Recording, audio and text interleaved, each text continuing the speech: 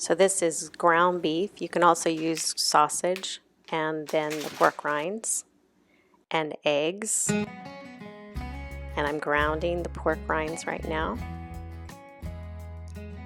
Having trouble, but eventually I get it working.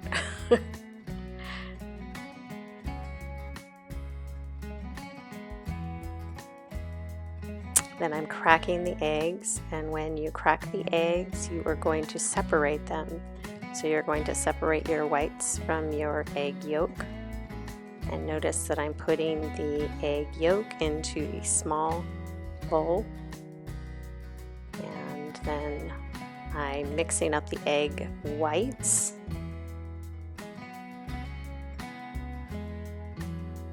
And there is stiff peaks.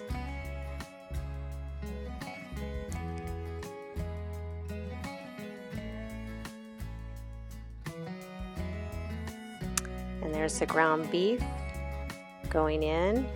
The egg yolk, I've already mixed the egg yolk together. And maybe I didn't. No, there's the egg yolk. And I'm mixing it a little bit.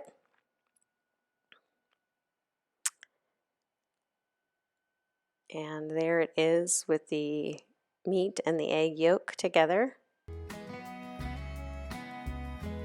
And then I'm taking the mixture and mixing it up together. And adding the pork rinds. You fold in the pork rinds and then you fold in your egg whites and mix it together. I don't have myself mixing that part yet, though. I know I don't. For some reason I didn't take a picture of that.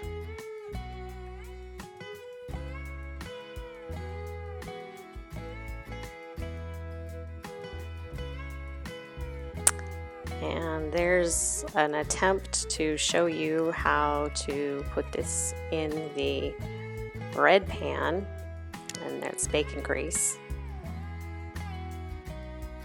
And here's me trying to put the bacon grease on and holding my phone.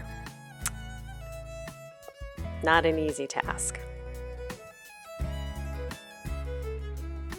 So you want to grease it good. There's a lot of fat in it already, but it's always nice to have a little bit of extra just to make sure that it doesn't stick to the pan. And then you're going to put that mixture in. And this is a carnivore loaf, so this is meat only. And that's what it looks like. And then you pop it in for 40 minutes at 375.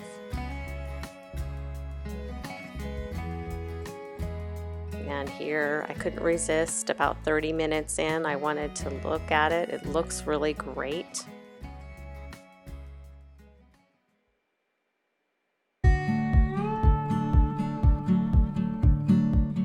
And there's the finished product. It's a very simple bread to make.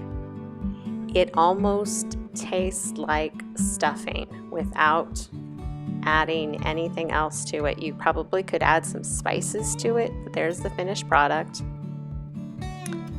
And then here in just a moment, you'll see a slice. There's a slice. So it's a carnivore loaf.